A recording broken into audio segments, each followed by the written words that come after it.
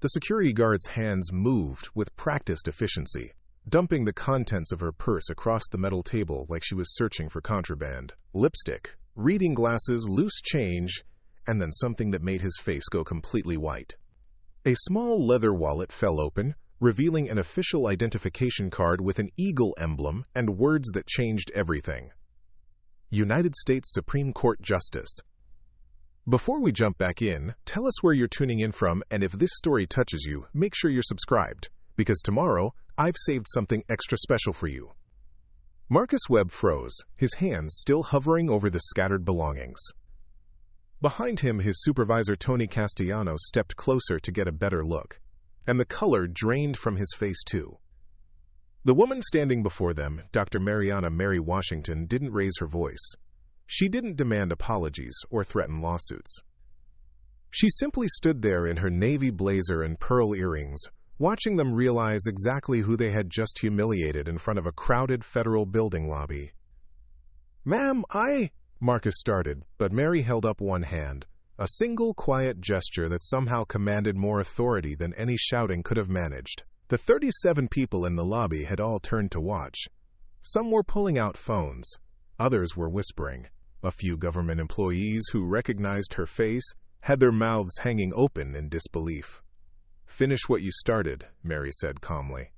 "I believe you were conducting a thorough search." Let me take you back to how this moment began. Because Dr. Mariana Washington didn't wake up that Tuesday morning expecting to become the center of a national conversation about dignity, power, and the assumptions people make based on the color of someone's skin. Mary had been appointed to the Supreme Court just 18 months earlier, making her the youngest black woman ever to hold the position at 43 years old. But that morning, she wasn't thinking about history or legacy.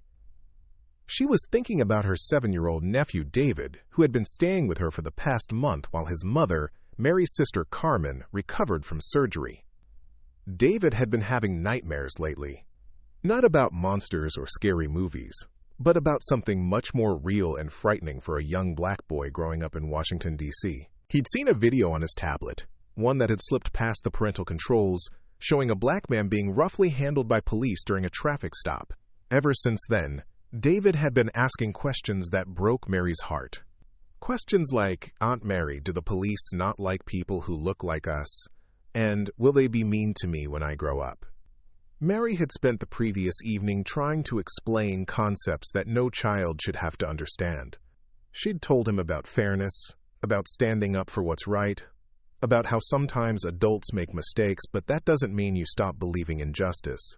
She'd tucked him into bed with promises that there were good people in the world, people working to make things better. Now, as she walked through the security checkpoint at the Harold Burton Federal Building for what should have been a routine meeting with other justices, those same questions were echoing in her mind. The building housed several federal agencies, and Mary had been here dozens of times for various legal consultations.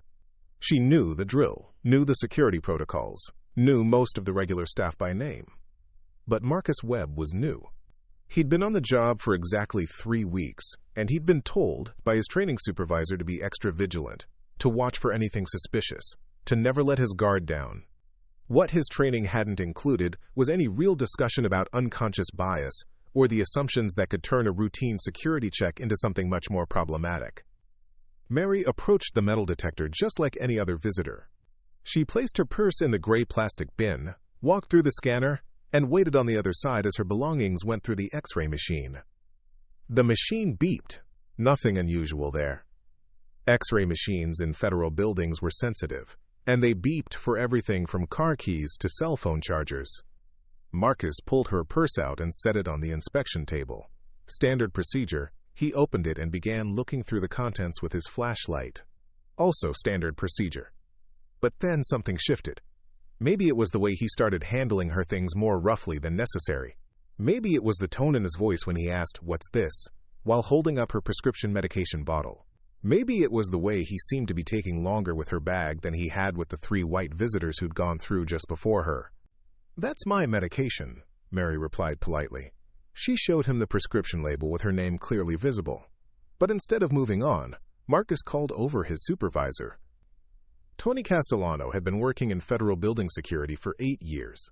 He prided himself on running a tight operation, on catching things other people missed.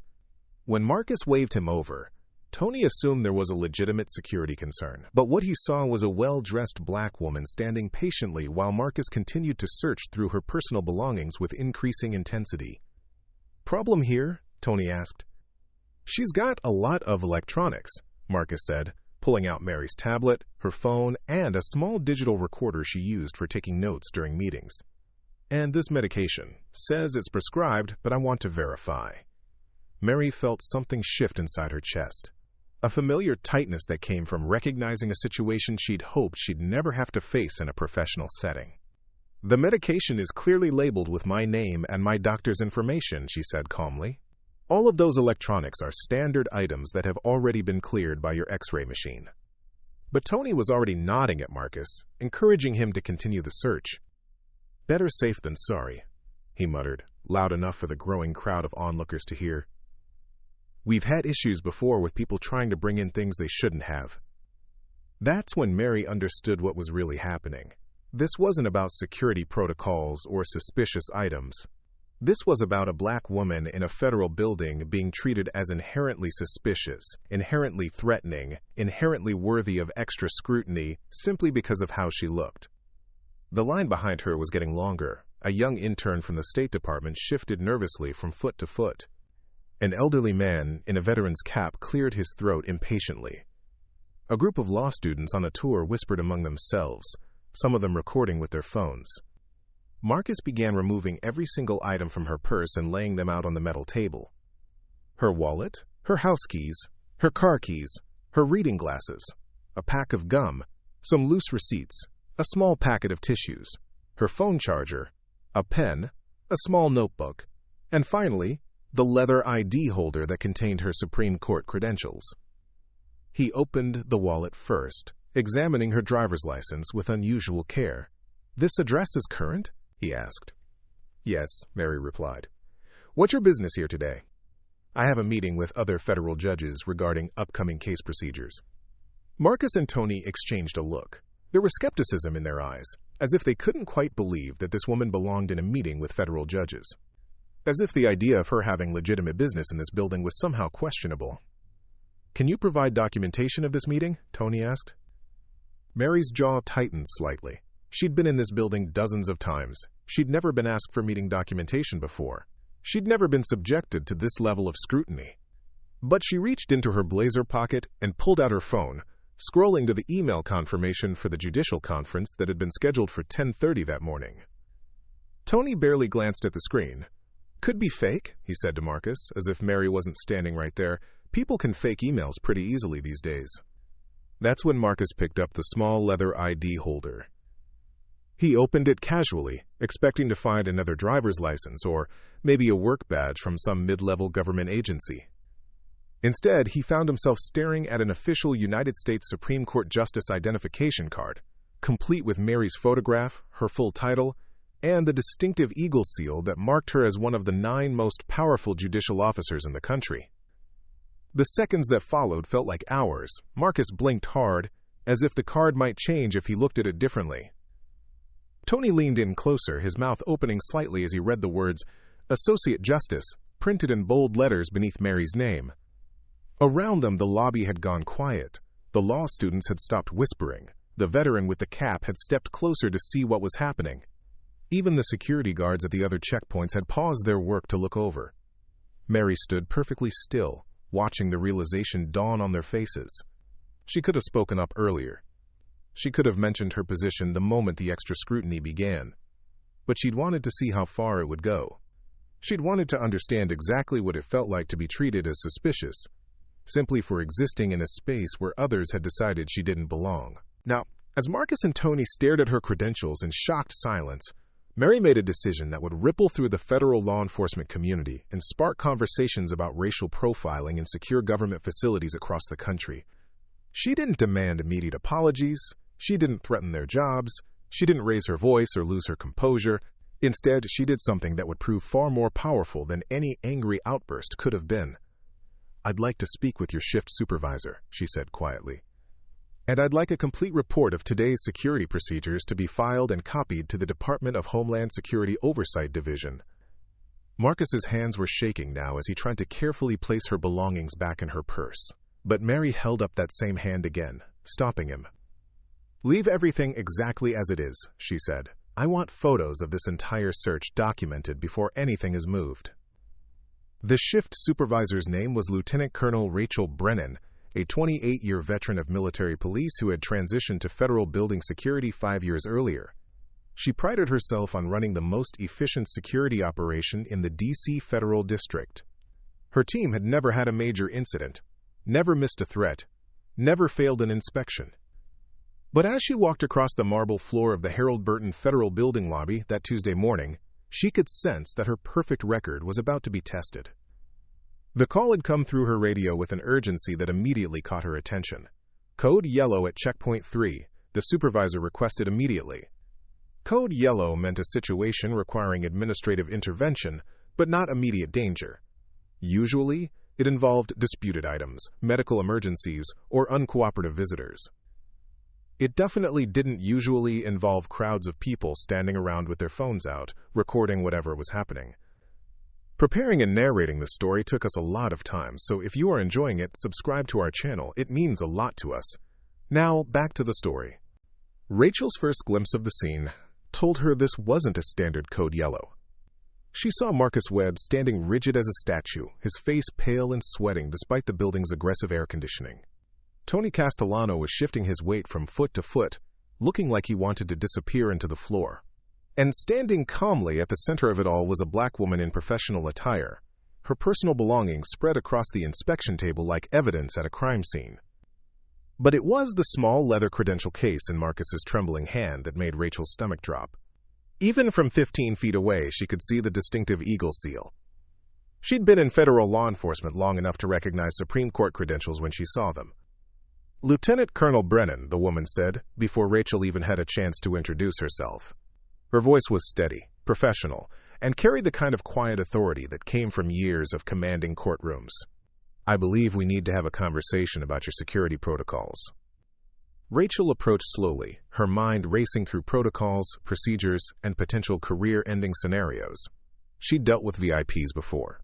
Senators, cabinet members, even the occasional celebrity with federal business. But she'd never had one of her officers conduct what appeared to be an unnecessarily invasive search of a sitting Supreme Court justice.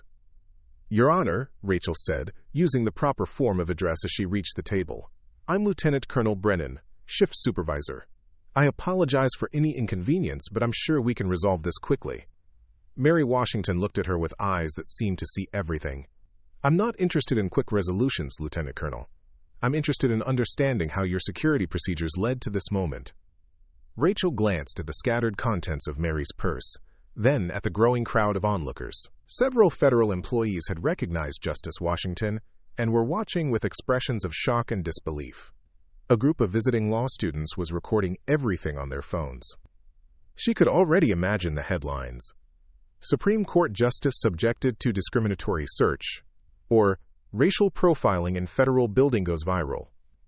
"Perhaps we could discuss this in my office," Rachel suggested, hoping to move the conversation away from the very public lobby. "No," Mary replied firmly. "This happened in public, in front of these witnesses, using procedures that are apparently standard for your operation. We'll address it the same way."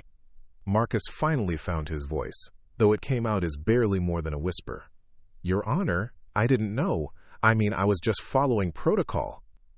Mary turned her attention to him, and Marcus actually took a step backward. "What exactly did your protocol tell you to do, Officer Webb?"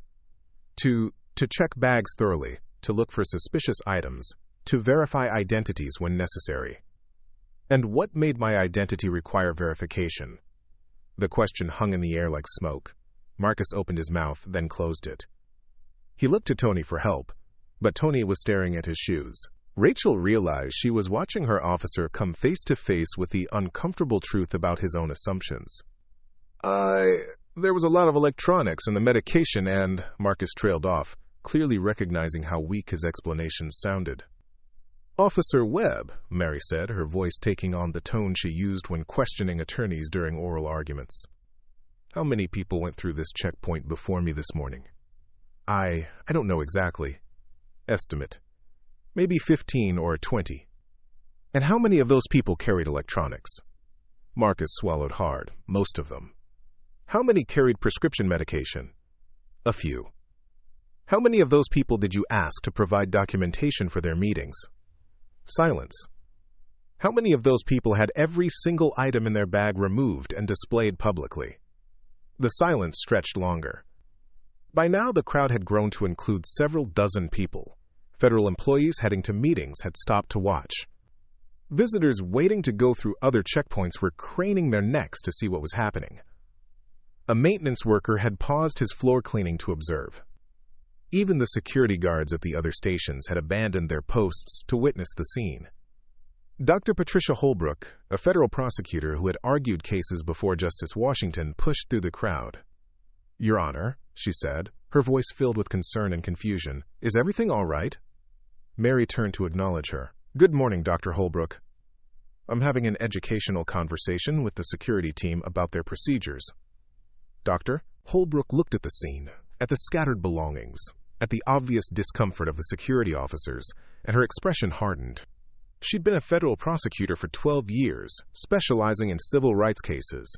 She knew exactly what she was looking at.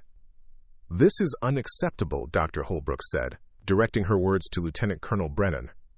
"Justice Washington is one of the most recognizable figures in federal law. She's been to this building dozens of times. How is this happening?" "Ma'am, I'm trying to understand the situation myself," Rachel replied, though she was beginning to get a clearer picture with each passing moment.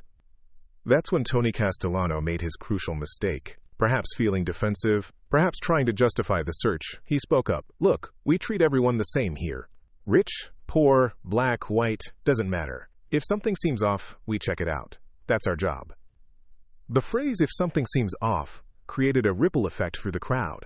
Several people audibly gasped. Dr. Holbrook's eyes narrowed.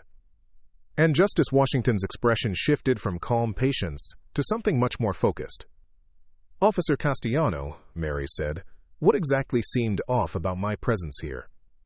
Tony realized his error immediately, but it was too late to take the words back. "I didn't mean. That's not what I meant." "What did you mean?" "I just meant that we have to be careful, you know. We can't just assume." "Assume what?" Tony looked desperately at Rachel, but the lieutenant colonel was studying her officer with the same sharp attention that Justice Washington was giving him. This was a teaching moment, and everyone in the lobby was getting an education.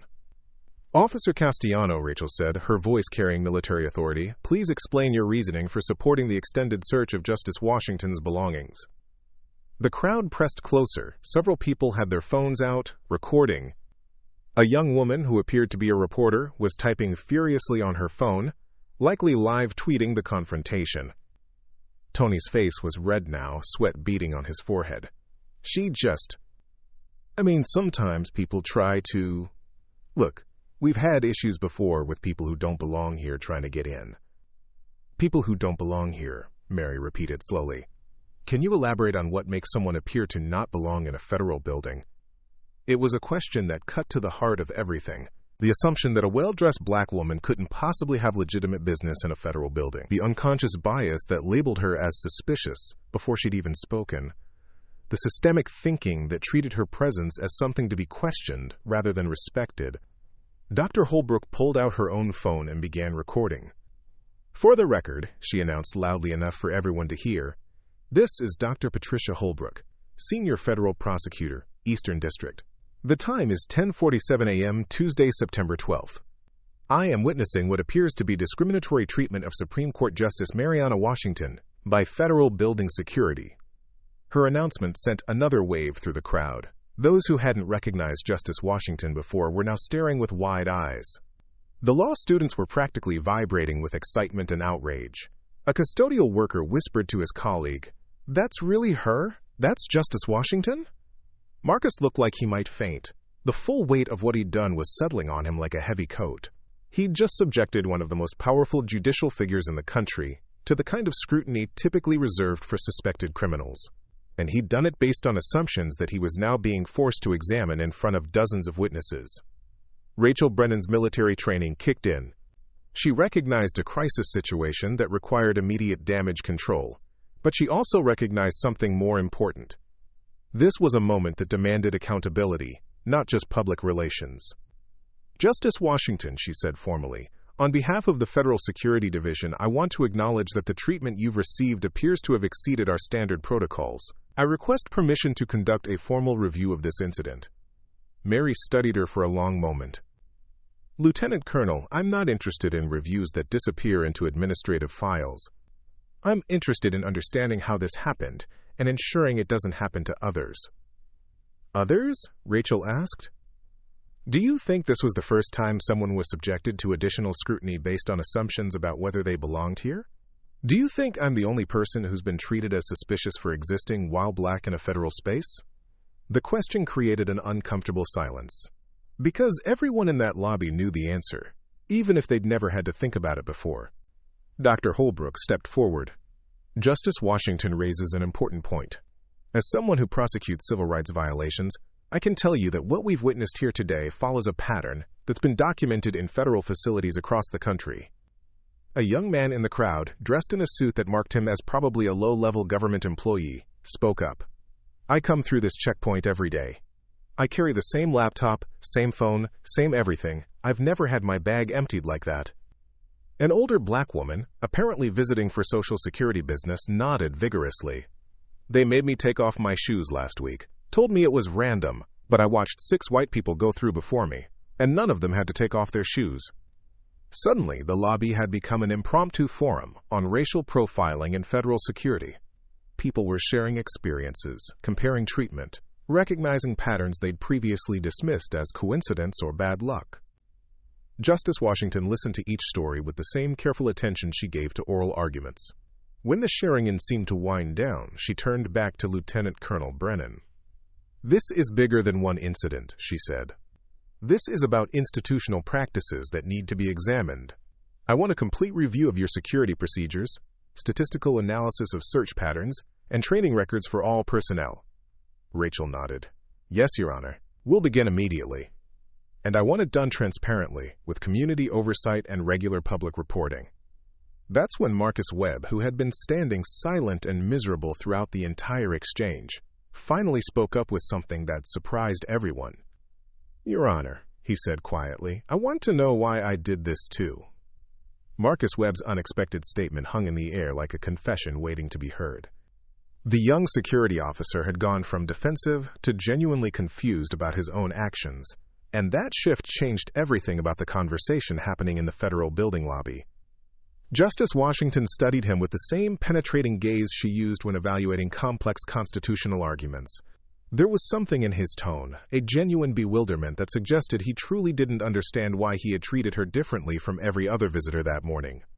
"Officer Webb," she said, stepping closer to him while maintaining her calm composure, "that's perhaps the most honest thing anyone has said in the past 20 minutes. Tell me what you're thinking." Marcus looked around at the crowd of faces watching him, at his supervisor who was clearly calculating career damage, at the phones recording his every word. But something about Justice Washington's direct question cut through all of that noise. "I keep thinking about the lady who went through right before you," he said slowly. "She had a laptop, a tablet, and she was carrying this big bottle of pills that weren't even in a prescription bottle, just loose pills in a plastic bag. And I just waved her through." Dr. Holbrook lowered her phone. This wasn't the defensive deflection she'd expected. This was something more troubling and more hopeful at the same time. "What did that lady look like?" Justice Washington asked. Marcus closed his eyes for a moment, as if trying to see the memory clearly. "White lady, maybe 50, wearing a business suit, blonde hair. She seemed like she belonged here. And what did I seem like?" The question forced Marcus to confront something he'd probably never had to examine before, the automatic assumptions that had guided his actions without his conscious awareness. "I thought," he started, then stopped. "This is going to sound terrible." "Say it anyway." "I thought maybe you were here for social services or something, like maybe you had an appointment with welfare services or immigration. And I thought maybe you were nervous because you had something you weren't supposed to have." The honesty was brutal and illuminating. Here was a young man who had been trained to be suspicious, but whose suspicion had been unconsciously shaped by decades of cultural messaging about who belonged in spaces of power and who didn't. Lieutenant Colonel Brennan stepped forward, clearly uncomfortable with where this conversation was heading. Officer Webb, perhaps we should continue this discussion in private. No, Justice Washington said firmly. This conversation needs to happen exactly where it started. In public, in front of witnesses, with accountability. She turned back to Marcus. Officer Webb, you said I seemed nervous. What made you think that? Marcus frowned, clearly trying to reconstruct his thought process. You were really polite. Like, really polite. And you answered all my questions right away. And you didn't complain when I started searching for your bag. A murmur went through the crowd. Several people exchanged glances, recognizing the twisted logic Marcus was describing. So my politeness made me seem suspicious? Justice Washington asked. When you say it like that, it sounds crazy, Marcus admitted. But yeah, kind of, like you were trying too hard to be nice because you were hiding something. Dr. Holbrook couldn't help herself. Officer Webb, did it occur to you that she was being polite because that's how professional people behave? Or that she wasn't complaining because she understands that security procedures exist for good reasons? Marcus looked genuinely confused. But then why did it feel wrong? Like, why did my gut tell me to keep looking? It was Justice Washington who answered him, and her response cut to the heart of everything they were really discussing. Your gut didn't tell you anything, Officer Webb. Your gut was responding to programming. Cultural programming that taught you to see a polite black woman as suspicious rather than respectful. Programming that made you assume I didn't belong here before you even knew why I was here. She gestured toward the crowd that had gathered around them. Look around this lobby. Look at the people watching us. How many of them do you think have experienced what I experienced today? How many of them have been treated as suspects for existing in spaces where others decided they didn't belong? The older black woman who had spoken up earlier stepped forward. Honey, I've been coming to federal buildings for 40 years. Social Security, Medicare, taxes, jury duty.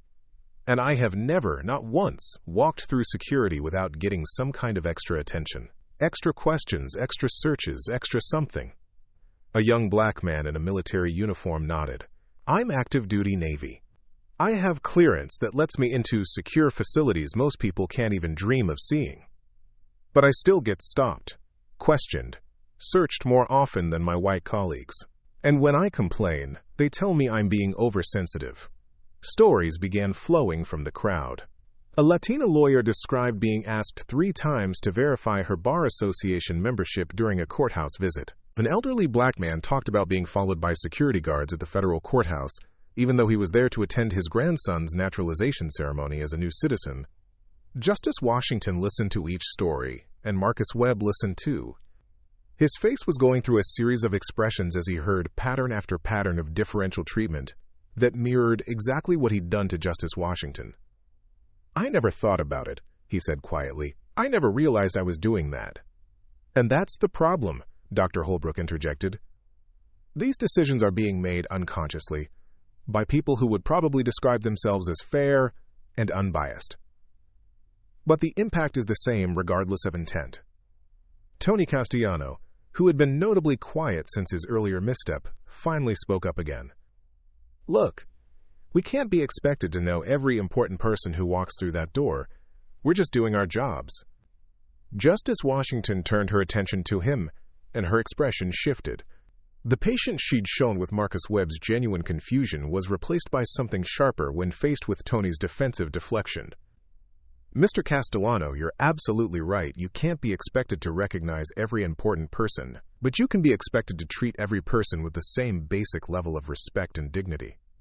We do treat everyone the same, Tony insisted. Do you? Justice Washington gestured toward her belongings still scattered across the inspection table. When was the last time you completely emptied someone's bag like this? Tony hesitated. When there were suspicious items or behavior. What was suspicious about my items or behavior? You had a lot of electronics. How many electronics constitute a lot? Is there a specific number in your training manual? Tony looked to Lieutenant Colonel Brennan for help, but she was clearly interested in hearing his answer too. And my behavior, Justice Washington continued. What specifically about my behavior seemed suspicious? You seemed... What, Mr. Castellano? The lobby had gone completely quiet. Even the usual background noise of the building seemed to have stopped as everyone waited for Tony's response. You seemed like you didn't really belong here, he finally admitted. there it was. The truth that had been dancing around the edges of every excuse and justification. The core assumption that had driven every decision from the moment Justice Washington had approached the checkpoint. "And what," Justice Washington asked, her voice carrying the full authority of her judicial position, "made you think I didn't belong in a federal building?" Tony's face went red. "I didn't mean it like that." "How did you mean it?" "I just meant, look, you have to understand, we see a lot of people who try to get into places they shouldn't be. People who make up stories about why they're here. People who try to fake their way into meetings they're not supposed to be in. And what made you think I was one of those people?" The question hung in the air, and everyone in the lobby knew the answer, even if Tony couldn't bring himself to say it. Marcus Webb, however, was still processing his own revelations. "Mr. Castellano," he said, his voice barely above a whisper, "she's right. I did the same thing. I saw her, and I just assumed she didn't belong here." "That's not what happened," Tony said quickly. "Yes, it is," Marcus replied, and his certainty surprised everyone, including himself. "I've been thinking about it while everyone was talking. I saw her coming toward the checkpoint, and before she even got to the metal detector, I was already thinking she looked out of place." Dr. Holbrook pulled out her phone again and began recording. "Officer Webb, can you elaborate on what made Justice Washington look out of place to you?" Marcus took a deep breath. "She looked professional. Really professional. But I guess I thought maybe she was trying too hard to look professional. Like she was dressed up for something she wasn't really qualified for." The admission sent another wave of murmurs through the crowd. Here was a security officer articulating the unconscious bias that many people carried but rarely examined. "And now?" Justice Washington asked. "Now that you know who I am, how do I look to you?" Marcus studied her again, seeing her with completely different eyes. "You look exactly the same. But now I see someone who belongs here. Someone who probably belongs here more than most people." "I am exactly the same person I was an hour ago," Justice Washington said. "The only thing that's changed is your assumptions about me." She turned to address the entire crowd that had gathered. "This is what we're really talking about today. Not security procedures or protocols or training manuals. We're talking about the assumptions we make about each other based on appearances, and how those assumptions affect the way we treat each other." A young woman in the crowd, who had been quietly filming the entire exchange, raised her hand. "Justice Washington, what happens now? Like, what actually changes because of this?" It was a question that cut to the heart of everything. Because everyone could see that something significant had happened here. But transformation required more than just recognition of a problem. Justice Washington looked around the lobby, at the faces watching her with expectation and hope, at the security officers who were grappling with uncomfortable truths about their own behavior, at the federal employees who were recognizing patterns they'd previously ignored. "What happens now," she said, her voice carrying the same authority she used when delivering Supreme Court opinions, "is that we stop pretending this was an isolated incident. We stop pretending that unconscious bias is someone else's problem.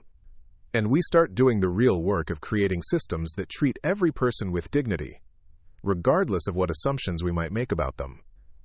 She walked over to the inspection table where her belongings were still scattered. "Officer Webb, I want you to put my things back in my bag. But I want you to do it the same way you would for someone you respect. Someone you would never think to question or doubt." Marcus approached the table with completely different energy than he'd had when he first emptied her bag. His movements were careful, respectful, almost reverent as he placed each item back where it belonged. "And Mr. Castellano," Justice Washington continued, "I want you to watch how Officer Webb is handling my belongings now. Notice the difference in his approach. Notice how respect changes everything about this interaction." Tony watched, and even he could see the dramatic difference in Marcus's demeanor and care. "That difference," Justice Washington said, "that's what we're working toward, not just for Supreme Court justices, but for every person who walks through these doors." Lieutenant Colonel Brennan stepped forward. "Your Honor, what specific steps would you recommend for ensuring this kind of incident doesn't happen again?" Justice Washington smiled, and for the first time since the incident began, it was a genuine smile of hope rather than professional courtesy. "Lieutenant Colonel, I'm glad you asked, because I have some very specific ideas about that." While Justice Washington was laying out her vision for systemic change to Lieutenant Colonel Brennan, something else was happening that would amplify her message far beyond the marble walls of the Harold Burton Federal Building. The young woman who had been quietly filming the exchange was named Isabella Chen, a 26-year-old civil rights blogger with a modest but engaged following of legal activists and social justice advocates. Isabella had come to the federal building that morning to cover a completely different story about immigration court backlogs. But when she witnessed a Supreme Court justice being subjected to discriminatory treatment, she knew she was documenting something that would reshape conversations about racial bias in federal institutions. Her live stream had started with just 47 viewers, mostly her regular followers. But as word spread through legal Twitter and civil rights networks, the viewer count began climbing exponentially. By the time Justice Washington finished her impromptu speech about dignity and respect, over 15,000 people were watching in real time. The comments section of Isabella's stream was exploding, with reactions that ranged from outrage to inspiration to demands for immediate action. Legal scholars were sharing screenshots. Law students were sending the link to their professors. Civil rights organizations were already drafting statements.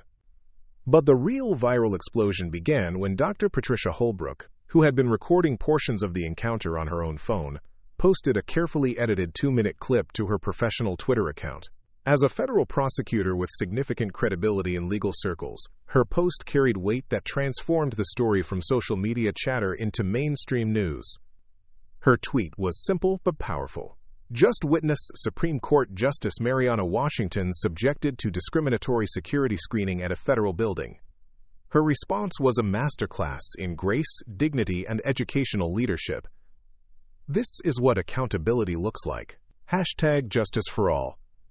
Within 30 minutes, her tweet had been retweeted over 3,000 times. Within an hour, it had been picked up by legal reporters from major news outlets. By lunchtime, #JusticeWashington was trending nationally. But the story's viral spread created complications that Justice Washington hadn't anticipated when she decided to turn her humiliating experience into a teaching moment. The first call came to Lieutenant Colonel Brennan's office at 11:47 a.m., just as she was finishing her conversation with Justice Washington about implementing new training protocols. It was Deputy Director James Morrison from the Department of Homeland Security, and his tone suggested this wasn't a routine check-in. "Rachel, I'm looking at social media posts about an incident at your facility this morning. Something about a Supreme Court justice being harassed by security. Please tell me this is some kind of misunderstanding." Brennan looked across her office at Justice Washington, who was reviewing the preliminary security footage they'd pulled from the checkpoint cameras. "Sir, there was an incident that we're addressing comprehensively. Justice Washington has been very collaborative in helping us understand how to improve our procedures." "Justice Washington is there with you now?" "Yes, sir. She's working with us to develop better training protocols." There was a pause on the other end of the line. "Rachel, I need you to understand something. I've got the Secretary's office calling me. I've got congressional offices calling me. And I've got news outlets calling me. This story is exploding beyond anything we can contain through normal channels." Justice Washington looked up from the security footage. She could hear the tension in Deputy Director Morrison's voice, even through the phone speaker. "Lieutenant Colonel," she said, "may I speak with Deputy Director Morrison?" Brennan handed over the phone. "Sir, Justice Washington would like to speak with you." "Deputy Director Morrison," Justice Washington said, her tone professional but firm, "I want to be very clear about something. This situation is not going away through damage control or public relations management. What happened here today represents systemic issues that require systemic solutions. Your Honor, I absolutely agree that we need to address any procedural problems, but I'm concerned about the public attention this is generating. Perhaps we could work together on a more controlled response." Justice Washington's expression hardened slightly. Controlled by whom and to what end? Quote, "I just think there might be more effective ways to achieve the changes you're seeking without creating a media circus that could undermine confidence in federal security operations." It was exactly the kind of institutional thinking that Justice Washington had expected and prepared for, the impulse to manage, contain, and control, rather than to genuinely transform. Deputy Director, confidence in federal security operations should be based on those operations actually being fair and effective, not on public ignorance of their failures. While Justice Washington was establishing her position with federal leadership, Marcus Webb was experiencing his own viral moment in a much more personal and immediate way. Someone in the crowd had recorded his honest admission about his unconscious bias, and that clip was spreading through social media with remarkable speed. The video showed Marcus saying, "I saw her and I just assumed she didn't belong here," followed by his later reflection, "I thought maybe she was trying too hard to look professional, like she was dressed up for something she wasn't really qualified for." Some of the online reaction was brutal. Marcus was being called everything from a racist to a poster child for everything wrong with law enforcement.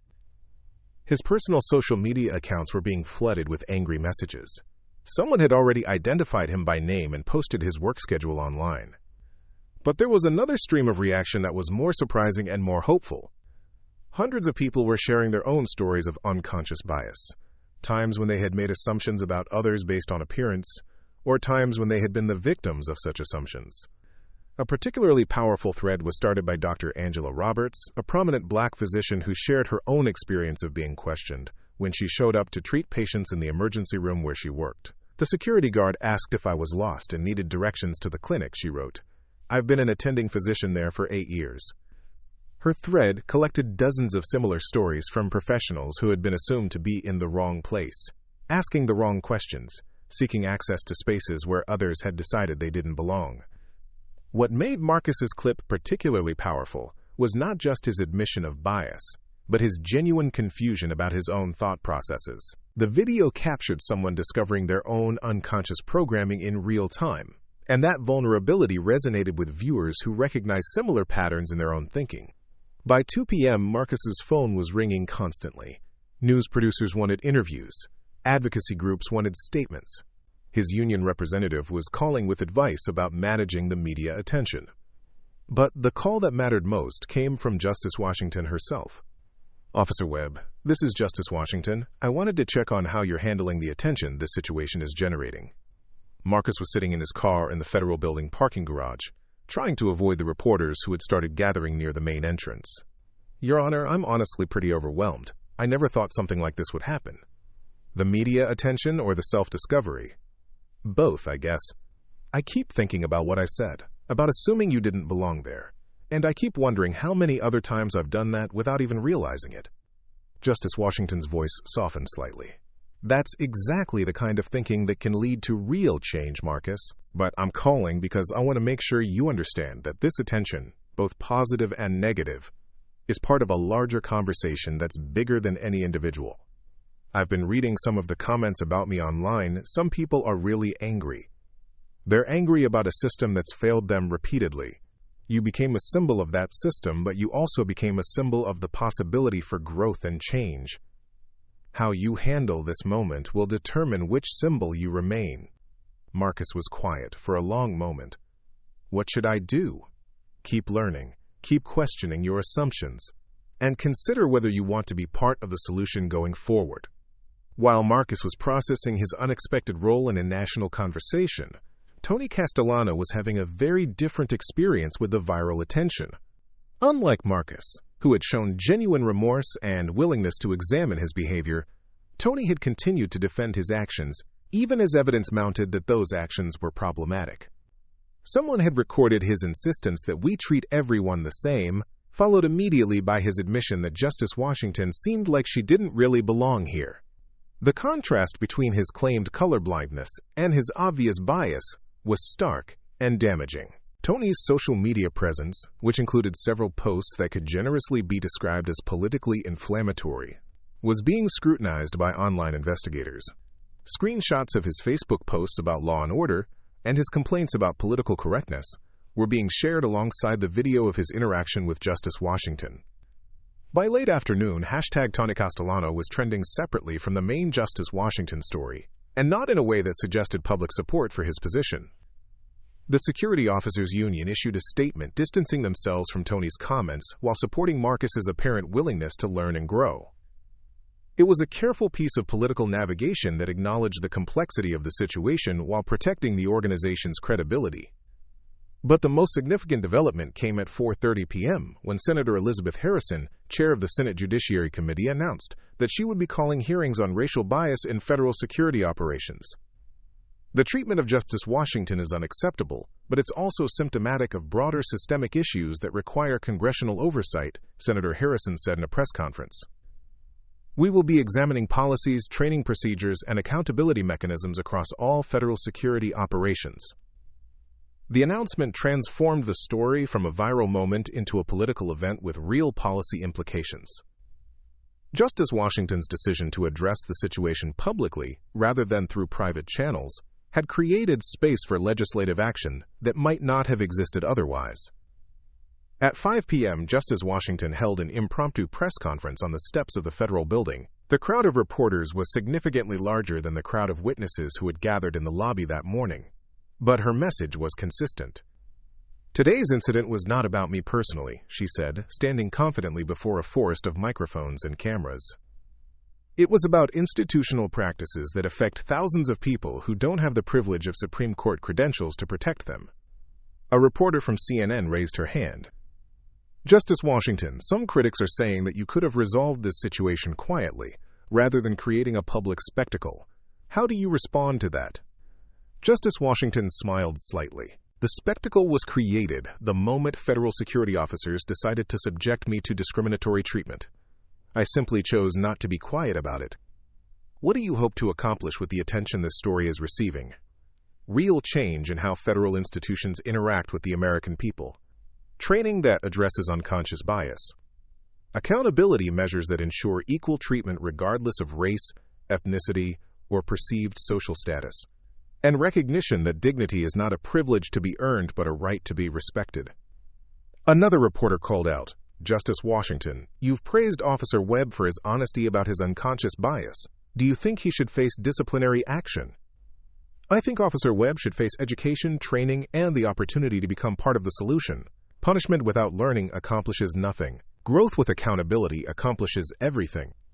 As Justice Washington concluded her press conference and walked back into the federal building, she knew that the conversation she had started that morning had taken on a life of its own. The viral spread of the story had created both opportunities and challenges that would require careful navigation in the days ahead.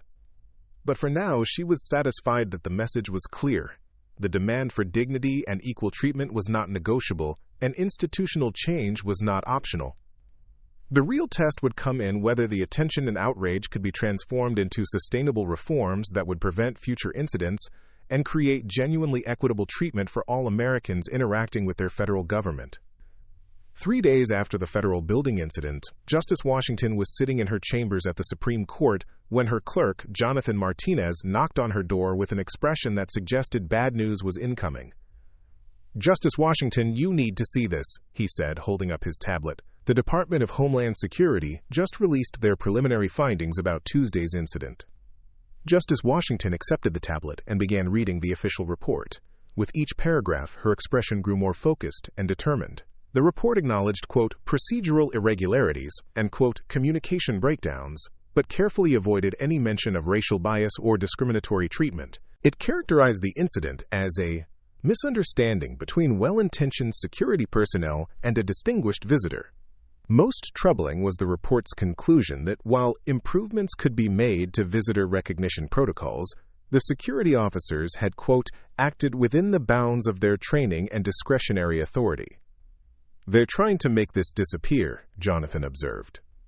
Justice Washington set down the tablet and walked to her window, which offered a view of the Capitol building where Senator Harrison would be conducting her promised hearings. "No, Jonathan, they're trying to control the narrative. There's a difference." What the DHS report represented was exactly the kind of institutional response Justice Washington had anticipated. Rather than acknowledging systemic problems that required systemic solutions, the department was framing the incident as an isolated misunderstanding that could be resolved through minor procedural adjustments. It was a strategy designed to minimize accountability while appearing responsive to public concerns. And it was exactly the kind of response that had allowed discriminatory practices to persist in federal institutions for decades. Justice Washington picked up her phone and dialed a number she had memorized 3 days earlier. "Isabella, this is Justice Washington. I think it's time for that follow-up interview you requested." Isabella Chen had been hoping for this call since Tuesday afternoon. Her initial live stream had generated over 2 million views across various platforms, establishing her as the primary independent voice covering the story.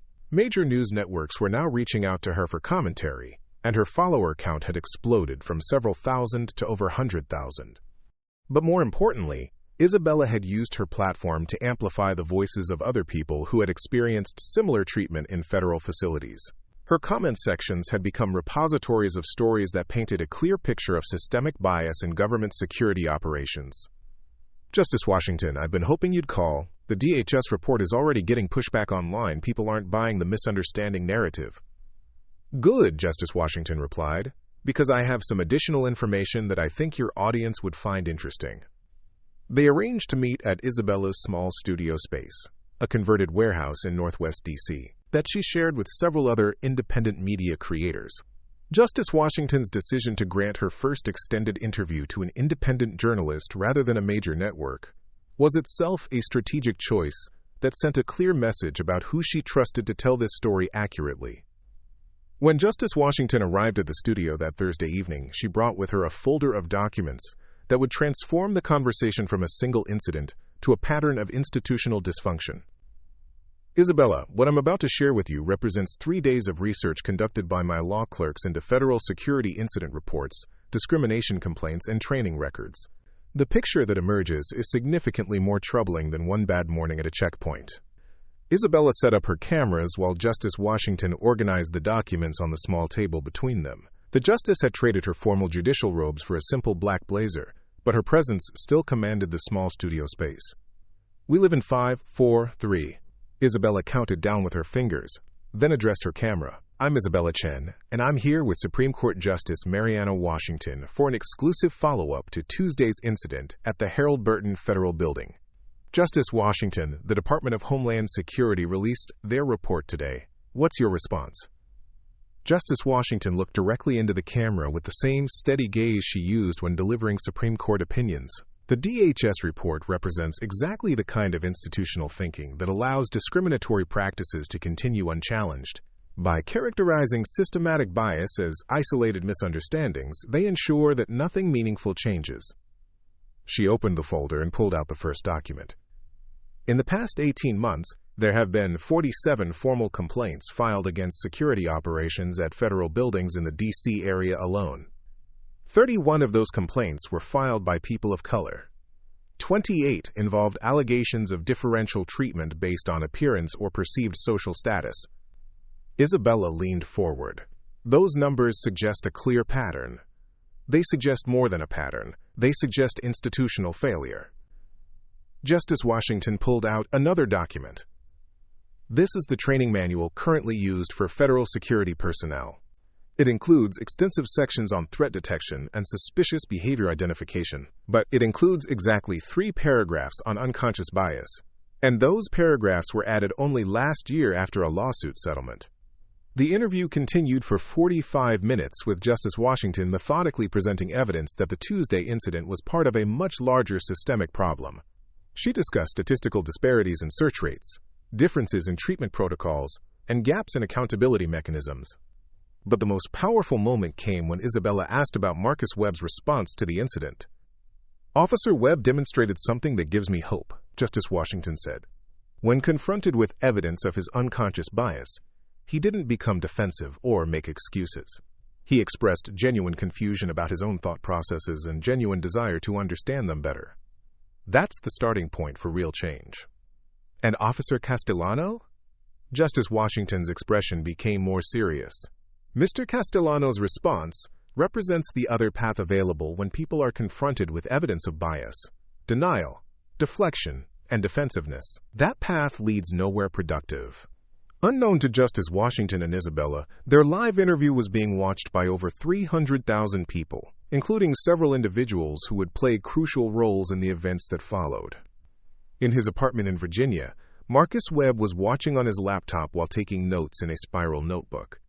Since Tuesday, he had been doing his own research into unconscious bias, reading articles and watching videos that helped him understand the psychological mechanisms behind his assumptions about Justice Washington. The union representative had advised him to lay low and avoid making any public statements until the situation cooled down. But listening to Justice Washington discuss his response to the incident with such respect and hope, Marcus felt compelled to take a more active role in the conversation. At DHS headquarters, Deputy Director Morrison was watching the interview with a growing sense that his department's careful narrative management was falling apart in real time.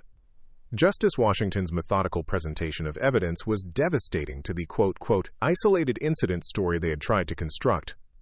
He picked up his phone and called Lieutenant Colonel Brennan. "Rachel, are you watching this interview?" "Yes, sir, I am. She's making us look like we're either incompetent or deliberately obstructive." Brennan was quiet for a moment. "Sir, with respect, maybe that's because we're being deliberately obstructive." The comment hung in the air between them. Brennan had spent the past 3 days reviewing her own security operations with fresh eyes, and what she had found was deeply troubling. Patterns she had previously dismissed as coincidence or individual officer judgment now looked like systematic differential treatment. "Rachel, I need you to understand that there are larger considerations here. Congressional hearings, media attention, departmental reputation. We can't just throw our people under the bus because one incident got blown out of proportion." "Sir, I don't think asking for accountability is throwing anyone under the bus, and I don't think 47 complaints in 18 months constitutes one incident." Morrison realized that he was losing control of his own people as well as the public narrative. "We'll discuss this tomorrow in my office." But the most significant viewer of the interview was Tony Castellano himself, who was watching from his basement rec room with increasing anger and frustration. Unlike Marcus Webb, who had used the past 3 days for self-reflection and education, Tony had spent the time building resentment about what he perceived as unfair treatment. Tony had been placed on administrative leave pending a full investigation of his conduct. His union representative had advised him to remain quiet and cooperate with the investigation. But watching Justice Washington systematically dismantle the DHS narrative while praising Marcus Webb's response, Tony felt compelled to defend himself publicly. At 9:30 p.m., while Justice Washington's interview was still trending across social media, Tony posted a 17-minute video to his personal Facebook page. The video would prove to be a catastrophic miscalculation that transformed him from a peripheral figure in the story to a central symbol of institutional resistance to change. "I've been watching all this coverage about what happened Tuesday," Tony began, sitting in his basement with a flag backdrop behind him. "And I'm tired of being made out to be some kind of villain for doing my job." The video quickly devolved into a rant about political correctness, reverse racism, and what Tony characterized as attacks on law enforcement professionals. But the most damaging moment came when he directly addressed Justice Washington. "She keeps talking about dignity and respect, but what about the dignity and respect of the officers who are just trying to keep people safe? What about our right to do our jobs without being called racists for following procedures?" Tony's video was immediately picked up by right-wing media outlets and began circulating in conservative social media circles. But it also provided Justice Washington's supporters with additional evidence of the institutional attitudes that had created the problem in the first place. The video reached Senator Harrison's office within hours of its posting. As chair of the Senate Judiciary Committee, she had been carefully monitoring the situation while preparing for the hearings she had announced. Tony's video convinced her that those hearings needed to happen sooner rather than later. Friday morning, Senator Harrison held a press conference announcing that the Judiciary Committee hearings on federal security practices would begin the following Monday. "Recent events have made clear that this issue requires immediate congressional attention," she said. "We cannot allow discriminatory practices to continue while we debate the finer points of training manuals and procedural protocols." The announcement set up a confrontation that would force all the key players to present their positions in the most public forum possible. Justice Washington would testify, along with Lieutenant Colonel Brennan, Deputy Director Morrison, and representatives from civil rights organizations. But the most anticipated testimony would come from Marcus Webb and Tony Castellano, whose contrasting responses to the incident had made them symbols of two different approaches to addressing institutional bias. Justice Washington spent Friday afternoon preparing for her testimony, working with her law clerks to organize the evidence she would present to the committee. But she also spent time thinking about the broader implications of the moment she found herself in. This was not just about one incident or even one institution. This was about whether American institutions could acknowledge their failures honestly and commit to meaningful change, or whether they would continue to rely on damage control and narrative management to avoid accountability. Saturday evening, Justice Washington received a call that surprised her. "Justice Washington, this is Marcus Webb. I hope it's okay that I'm calling you directly." "Of course, Marcus. How are you holding up?" "I wanted to talk to you about the committee hearing Monday. I know I'm supposed to testify, and I wanted to ask your advice about what I should say. Justice Washington smiled. In a week that had been full of institutional defensiveness and political maneuvering, Marcus's call represented something more hopeful. Marcus, I think you should tell the truth, the same truth you told in the federal building lobby on Tuesday. The truth about your assumptions, your confusion about those assumptions, and your commitment to doing better. I've been doing a lot of reading this week about unconscious bias, about the history of discrimination in law enforcement, about how people like me can be part of the problem without even realizing it. And what have you learned? I've learned that good intentions aren't enough. I've learned that I need to actively question my assumptions about people, especially when those people don't look like me or come from the same background as me. Justice Washington felt a familiar sense of hope that she associated with her best days on the Supreme Court, when complex legal questions led to clearer understanding and better justice. Marcus, that kind of learning is exactly what Monday's hearing should be about. Not punishment or blame, but education and growth and institutional change that prevents future incidents. Justice Washington, can I ask you something? Of course. Why didn't you just let them sweep this under the rug? Why did you make it public and keep it public? Justice Washington looked out her window at the lights of Washington, D.C., thinking about her nephew, David, and his questions about fairness and justice. Because, Marcus, sweeping things under the rug is how we got here in the first place, and because some conversations are too important to have quietly. Monday morning would bring those conversations into the brightest possible spotlight, with the potential to transform not just federal security practices, but the broader national discussion about institutional bias and accountability. The stage was set for a confrontation that would test whether American institutions could rise to meet the moment, or whether they would retreat into familiar patterns of defensiveness and denial. The Senate Hart Building's Committee Room 216 had hosted many contentious hearings over the years, but few had generated the level of public interest that surrounded Monday morning's Judiciary Committee session on federal security practices.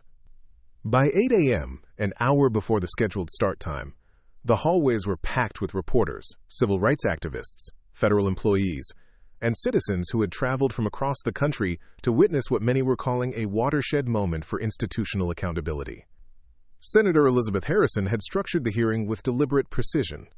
Rather than allowing it to devolve into political theater, she had organized the testimony to build a comprehensive picture of both the problems and potential solutions.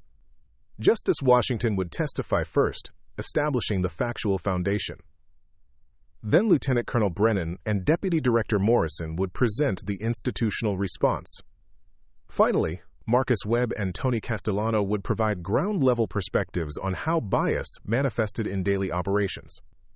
Justice Washington entered the hearing room at exactly 8:45 a.m., accompanied by Jonathan Martinez, and carrying a leather portfolio that contained not just her prepared testimony but 18 months of research into federal security practices that her law clerks had assembled over the weekend. The room fell silent as she took her seat at the witness table.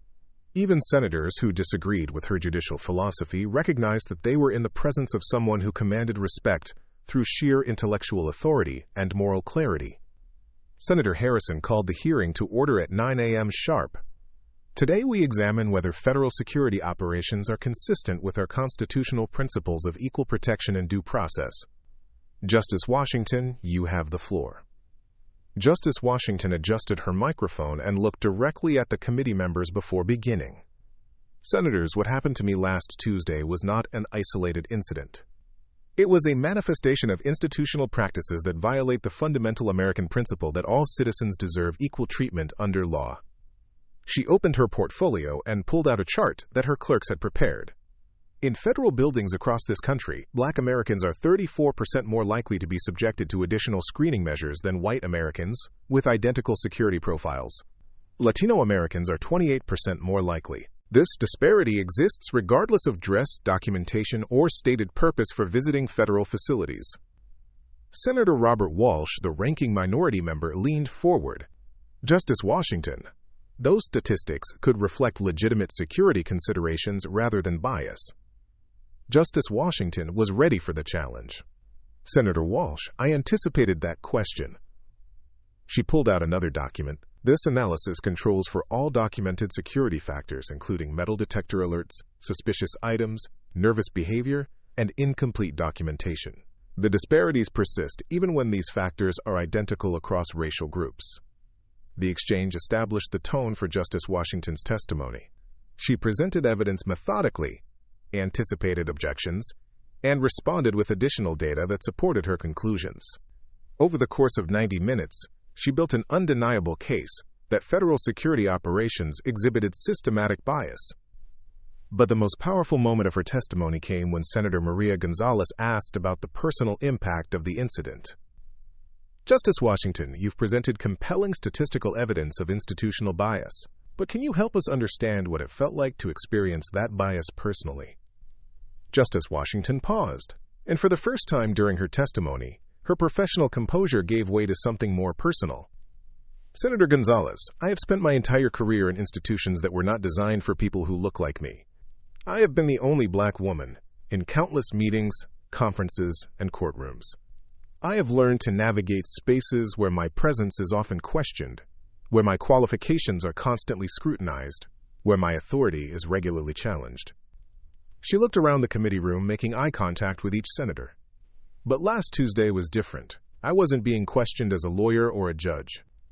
I was being treated as a suspicious person simply for existing in a space where someone had decided I didn't belong. That experience reminded me that no amount of professional achievement can insulate any of us from the assumptions others make about us based on our appearance. The room was completely silent. Even the typical background noise of staff moving papers and reporters typing had stopped. More importantly, Justice Washington continued, that experience reminded me that if this can happen to a Supreme Court justice, it's happening to countless other Americans who don't have the platform or credentials to demand accountability. When Justice Washington finished her testimony, the committee room erupted in sustained applause that lasted nearly 2 minutes. Senator Harrison had to use her gavel to restore order. Lieutenant Colonel Brennan testified next, and her presentation marked a significant departure from the institutional defensiveness that had characterized the Department of Homeland Security's initial response. Senators, after conducting a thorough review of our security operations in response to Justice Washington's experience, I have concluded that our current training and procedures are inadequate to ensure equal treatment of all citizens. Brennan's testimony was particularly damaging to the DHS damage control narrative because she provided specific examples of differential treatment that she had previously overlooked or dismissed. In reviewing security camera footage from the past 6 months, we identified numerous instances where visitors of color were subjected to more extensive searches despite identical security profiles to white visitors who were processed with minimal scrutiny. Senator Walsh pressed her on whether these disparities might reflect legitimate security judgments. Lieutenant Colonel, couldn't these differences reflect experienced officers identifying genuine risk factors that might not be apparent in statistical analysis? Brennan's response was devastating. Senator, in several cases we were able to identify the specific officers involved in these disparate searches. When we interviewed them about their decision-making process, most could not articulate any specific security concerns that justified the additional scrutiny. The most common explanation was that someone seemed out of place or didn't look right for the building. Deputy Director Morrison followed Brennan, and his testimony revealed the extent to which senior leadership had been aware of these problems, while choosing not to address them systematically. Under questioning from Senator Harrison, Morrison admitted that the department had received regular reports about disparities in security screening, but had attributed them to, quote, individual officer judgment rather than systematic bias. Deputy Director Morrison, Senator Harrison said, you've testified that these disparities were reported to your office quarterly for the past 3 years. What action did your department take in response to these reports? Senator, we conducted periodic reviews of training materials and reminded field supervisors about the importance of consistent application of security protocols. Did you conduct any analysis of whether those reminders were effective? Morrison hesitated. Not systematic analysis, no. Did you implement any new training focused specifically on unconscious bias? We included brief sections on bias awareness in our annual training updates. Senator Gonzalez leaned forward. Deputy Director, how long were these brief sections? Approximately 15 to 20 minutes per year. The admission drew audible gasps from the gallery. 20 minutes per year to address bias in an agency responsible for protecting federal facilities and serving millions of American citizens. But the most anticipated testimony came from Marcus Webb and Tony Castellano, whose contrasting responses to the original incident had made them symbols of two different approaches to addressing institutional bias. Marcus testified first, and his appearance marked a remarkable transformation from the confused young officer who had searched Justice Washington's bag 6 days earlier. "Senators, a week ago I thought I was a fair person who treated everyone equally. Justice Washington's experience forced me to confront the reality that my unconscious assumptions were driving discriminatory behavior that I didn't even recognize." Marcus had spent the weekend preparing for his testimony by working with civil rights advocates who helped him understand the broader context of his actions. His testimony was personal, honest, and deeply reflective. "I realized that I had been trained to look for suspicious behavior, but I had never been taught to examine my own assumptions about what makes someone look suspicious. When I saw Justice Washington approaching the checkpoint, I made judgments about her before she even reached the metal detector." Senator Walsh questioned Marcus about whether his newfound awareness might make him less effective at identifying genuine security threats. "Senator, I believe the opposite is true. By understanding my own biases, I can make more accurate security assessments based on actual behavior rather than unconscious assumptions about appearance." Quote. Marcus's testimony concluded with a commitment that resonated throughout the hearing room. "I want to be part of the solution. I want to help train other officers to recognize their own assumptions and make more fair and effective security decisions." Tony Castellano's testimony was a stark contrast to Marcus's reflective accountability. Despite warnings from his attorney and union representative, Tony had decided to use the hearing as a platform to defend his actions and challenge what he characterized as political correctness run amok. "Senators, I've been a federal security officer for 8 years. I've prevented weapons from entering federal buildings. I've identified individuals with fraudulent documentation. I've kept people safe, and I've done it by trusting my experience and my instincts." Tony's testimony quickly became combative as senators pressed him on his differential treatment of Justice Washington. "Mr. Castellano," Senator Harrison said, "you've testified that you treat all visitors equally. But the security footage shows that you spent significantly more time searching Justice Washington's belongings than you spent on the 3 white visitors who preceded her. How do you explain that disparity?" "Senator, each situation is different. Each person presents different risk factors." "What specific risk factors did Justice Washington present?" Tony's answer would become one of the most widely quoted moments of the hearing. "She seemed nervous. She was being too polite. And frankly, she looked out of place for the type of business we usually see in that building."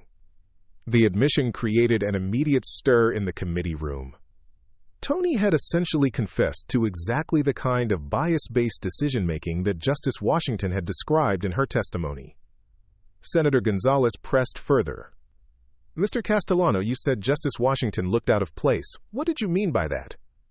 "I meant she didn't look like the typical federal employee or attorney who usually has business in that building." "And what does a typical federal employee or attorney look like?" Tony's attorney leaned over to whisper in his ear, but Tony waved him off. "They look professional. They look like they belong there." "And Justice Washington didn't look professional to you?" "She looked like she was trying to look professional, like she was dressed up for something she wasn't qualified for." Quote. The exchange continued for another 20 minutes, with Tony repeatedly doubling down on his position that his security decisions were based on legitimate professional judgment rather than racial bias. His testimony became a textbook example of how unconscious bias manifests as seemingly reasonable professional assessments. When Tony finished testifying, Senator Harrison announced that the committee would recess for lunch before hearing closing statements. But the real drama occurred during the lunch break, when Deputy Director Morrison held an impromptu press conference in the hallway outside the committee room. "Based on the testimony we've heard today," Morrison announced, "the Department of Homeland Security is implementing immediate reforms to federal security operations. Effective immediately, Officer Anthony Castellano is being terminated for conduct inconsistent with departmental values. Officer Marcus Webb will be reassigned to our new Bias Awareness Training Division, where he will help develop and implement enhanced training protocols." The announcement represented a complete reversal of the department's initial response to the incident. Instead of damage control and narrative management, Morrison was embracing accountability and reform.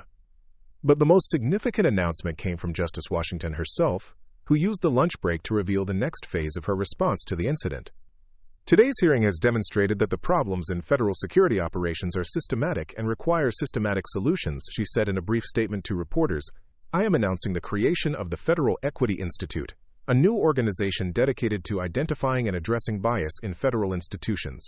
The institute will work with agencies across government to implement training, monitoring, and accountability measures that ensure equal treatment for all Americans. Justice Washington had used her platform and credibility to create an institutional mechanism for sustained reform that would outlast the news cycle and political attention span. When the hearing reconvened, Senator Harrison delivered closing remarks that would reshape federal security policy for years to come. This committee will be recommending legislation requiring mandatory bias training for all federal security personnel, statistical monitoring of security screening practices, and independent oversight of discrimination complaints. But more importantly, we will be recommending a fundamental shift in how federal institutions understand their relationship with the American people they serve. As the hearing concluded and Justice Washington gathered her materials, she reflected on the journey from last Tuesday's humiliating experience to this moment of institutional accountability. The process had been exhausting, challenging, and at times deeply personal, but it had also demonstrated something profound about the possibility for change when individuals refused to accept injustice as normal. Walking out of the Senate building, Justice Washington was approached by a young black woman in a business suit who introduced herself as a federal prosecutor. Justice Washington, I just wanted to thank you. I've been working in federal buildings for 5 years and I've experienced exactly what you experienced, but I never had the courage to speak up about it. What's your name? Justice Washington asked. Sarah Henderson. Sarah, you have the courage. You just needed to see that speaking up was possible. And now, you know it is. That conversation, repeated dozens of times over the following weeks, represented the true victory of Justice Washington's decision to confront bias publicly rather than quietly. She had not just addressed one incident, but had created space for countless other Americans to recognize and challenge discriminatory treatment. The immediate reforms would be significant. But the lasting change would come from the cultural shift that occurred when institutional bias was exposed to sustained public scrutiny and accountability. Justice Washington had turned a moment of personal humiliation into a catalyst for systemic reform, demonstrating that individual courage could indeed transform institutional culture when supported by evidence, persistence, and an unwavering commitment to justice. 6 months after the congressional hearing that transformed federal security practices, Justice Washington stood before a packed auditorium at Howard University Law School, delivering the keynote address for their annual Civil Rights Symposium. But this wasn't just another speaking engagement for her.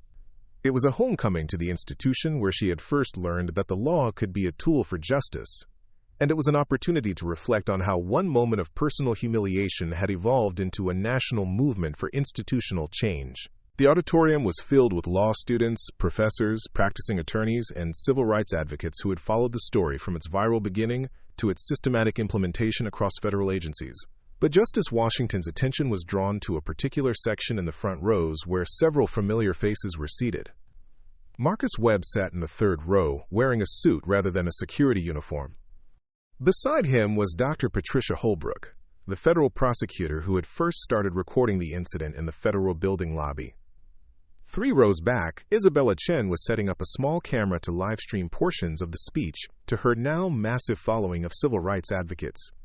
And in the front row, Lieutenant Colonel Rachel Brennan sat next to her replacement as shift supervisor at the Harold Burton Federal Building, a young black woman named Captain Maria Santos who had been promoted specifically to lead the implementation of new security protocols. 6 months ago, Justice Washington began, I was subjected to discriminatory treatment by federal security officers who made assumptions about my right to exist in a space of power.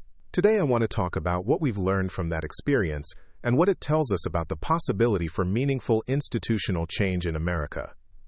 The speech wasn't just a reflection on past events, but a comprehensive analysis of the reforms that had emerged from the congressional hearing and their implementation across federal agencies.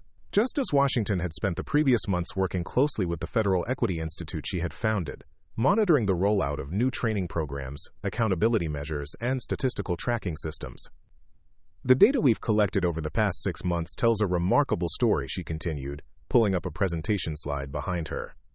Disparities in security screening have decreased by 67% in federal buildings where the new protocols have been fully implemented. Complaints of discriminatory treatment have decreased by 78%. But perhaps most importantly, satisfaction ratings among federal employees of color have increased dramatically, indicating that the changes are creating more welcoming and equitable work environments. The statistics represented more than policy success. They represented lives changed and dignity restored for thousands of Americans who interacted with federal institutions daily. Marcus Webb found himself thinking about his own transformation as he listened to Justice Washington present the evidence of systematic change. 6 months earlier, he had been a confused young security officer who didn't understand his own biases. Now he was the lead trainer for the Federal Equity Institute's Bias Awareness Program, traveling to federal facilities across the country to help other officers examine their assumptions and improve their decision-making. The journey hadn't been easy. Marcus had faced criticism from some colleagues who viewed the reforms as political correctness gone too far.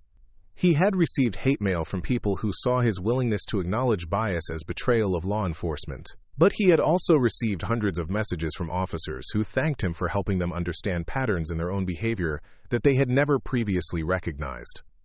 Just last week, Marcus had received a letter that particularly moved him.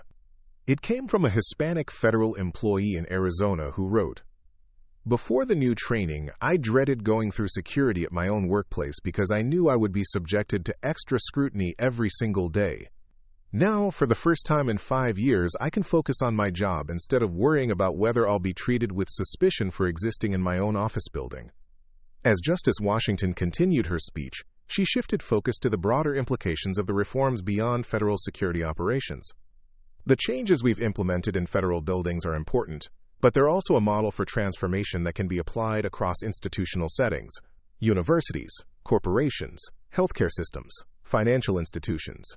Any organization that serves diverse populations can benefit from the systematic approach to identifying and addressing bias that we've developed. Indeed, the Federal Equity Institute had already begun working with private sector organizations that wanted to implement similar training and monitoring systems. Major corporations had begun reaching out after seeing the measurable results of the federal reforms. Dr. Patricia Holbrook, who had left her position as a federal prosecutor to become the Institute's legal director, was particularly proud of the legal precedents that had emerged from Justice Washington's case.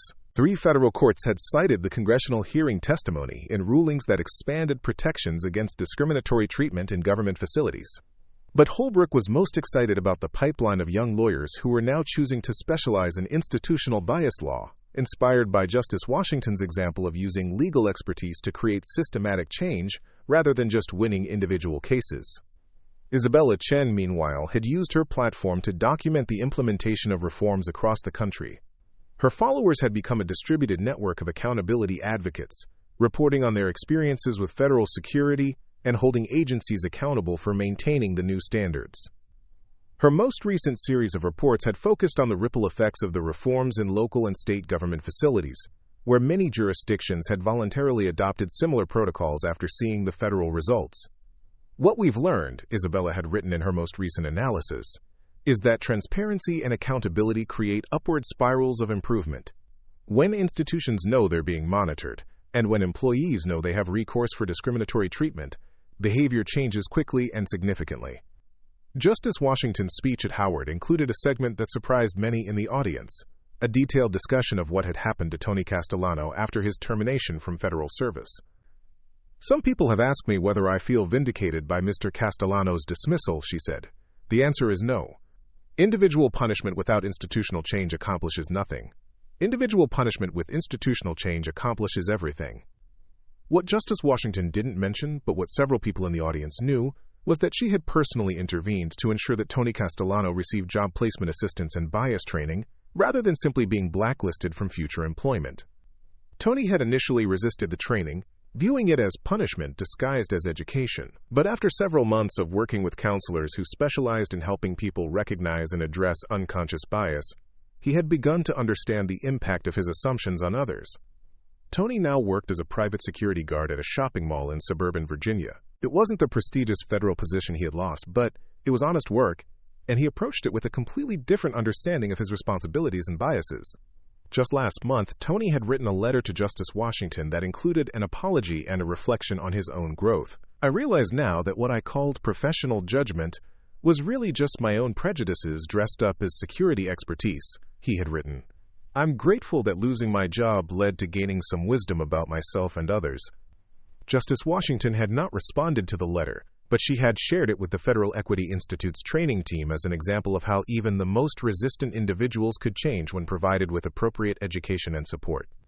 The Howard University speech also included an announcement that surprised even Justice Washington's closest colleagues. Today, I'm announcing that the Federal Equity Institute will be expanding its mission beyond bias training to include comprehensive research into algorithmic bias in government decision-making systems. We've learned that human bias can be coded into computer systems, perpetuating discrimination in ways that are often invisible to both administrators and affected individuals. The announcement represented the next frontier in Justice Washington's campaign for institutional fairness. Her law clerks had been researching how artificial intelligence systems used by federal agencies for everything from benefits determination to security risk assessment often perpetuated the same biases that human officers exhibited. Technology should be a tool for creating more equitable institutions, not for automating discrimination, Justice Washington said. Our new Algorithmic Equity Division will work with federal agencies to audit their automated systems and ensure that they promote rather than undermine equal treatment. The expansion reflected Justice Washington's recognition that the work of creating fair institutions was ongoing and evolving. Each success revealed new challenges that required sustained attention and expertise. As her speech neared its conclusion, Justice Washington addressed the law students in the audience directly. Some of you may be wondering whether one person can really make a difference in changing institutional culture. 6 months ago, I was one person subjected to discriminatory treatment in a federal building. Today, we have systematic reforms affecting millions of Americans across hundreds of federal facilities. She paused and looked around the auditorium.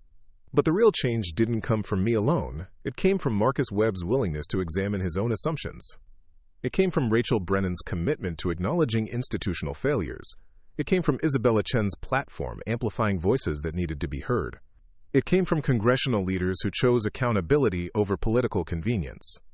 Change happens when individuals choose courage over comfort, when they choose truth over convenience, when they choose justice over maintaining the status quo. Each of you has the power to be that person in your own institutions and communities. After the speech concluded, Justice Washington participated in a panel discussion with Marcus Webb, Dr. Holbrook, and Captain Santos about the practical challenges of implementing bias training in large organizations. Marcus spoke about the importance of creating safe spaces for officers to acknowledge their mistakes without fear of immediate punishment. People can't learn if they're terrified of admitting they need to learn, he said. Captain Santos discussed the ongoing challenges of maintaining new standards while dealing with staff who remained resistant to change. Culture change is not a one-time training session, she explained. It's an ongoing process of reinforcement, accountability, and continuous improvement. Dr. Holbrook addressed questions about legal mechanisms for ensuring that reforms were sustained over time. The key is building accountability into institutional structures rather than relying on individual goodwill, she said. Systems that depend on people choosing to do the right thing will eventually fail. Systems that make it easier to do the right thing than the wrong thing will succeed. After the panel, Justice Washington was approached by a young law student who reminded her of herself at that age, determined, idealistic, and eager to use legal education to create positive change. Justice Washington, the student said, I'm starting law school next year, and I want to focus on institutional reform. What advice do you have for someone who wants to follow in your footsteps? Justice Washington smiled, remembering her own law school days when she had asked similar questions of her professors and mentors. Learn the law thoroughly, but don't let legal technicalities obscure moral clarity. Build coalitions with people who share your values but bring different skills and perspectives. And remember that sustainable change requires both individual courage and institutional mechanisms. She paused, thinking about her nephew David, who was now 8 years old, and asking more sophisticated questions about fairness and justice. Most importantly, never forget that the law is supposed to serve all people equally. When it doesn't, our job is to make it better. As Justice Washington left Howard University that evening, she reflected on the journey from that humiliating morning in the federal building to this moment of institutional transformation. The personal experience had been painful, But it had also been profoundly educational, not just for her, but for thousands of Americans who had witnessed the process of demanding accountability and creating change. The Federal Equity Institute now employed 47 people and had partnerships with federal agencies, academic institutions, and private organizations across the country. The bias training protocols developed in response to her experience were being implemented in police departments, schools, healthcare systems, and corporate environments. But perhaps most importantly, the story had changed the conversation about what was possible when individuals refused to accept discriminatory treatment as normal. Hundreds of people had come forward with their own stories of bias in institutional settings, and many had used Justice Washington's example as a roadmap for demanding accountability and reform. 6 months later, Marcus Webb was still processing the profound changes in his life and worldview. He had gone from being a young security officer with limited education and awareness to being a nationally recognized expert on bias training. He spoke regularly at conferences, consulted with organizations implementing new training protocols, and had co-authored a manual on unconscious bias in security operations. But the change that meant the most to him was personal. He had developed genuine relationships with colleagues and community members who were different from him. Relationships based on mutual respect rather than assumptions and stereotypes. Last week, Marcus had dinner with a federal prosecutor who happened to be a black woman about his age. For the first time in his life, he was able to have a conversation with a professional black woman without unconsciously questioning her qualifications or belonging. The difference in his own thinking was profound and liberating. I realize now that my biases weren't just hurting other people, Marcus reflected in his own journal that he had started keeping as part of his personal growth process.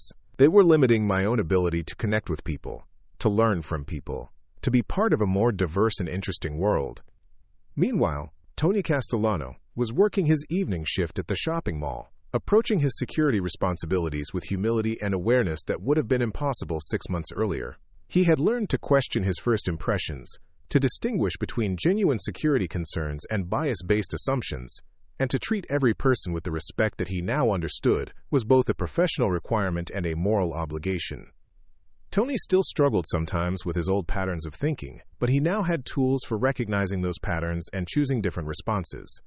He attended monthly bias awareness support groups with other individuals who were working to overcome their own unconscious prejudices.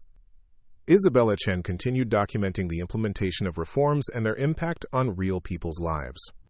Her reporting had evolved from viral social media content to serious journalism that was being cited by academics, policymakers, and advocacy organizations. But Isabella's proudest achievement was the network of citizen journalists she had trained to monitor institutional bias in their own communities.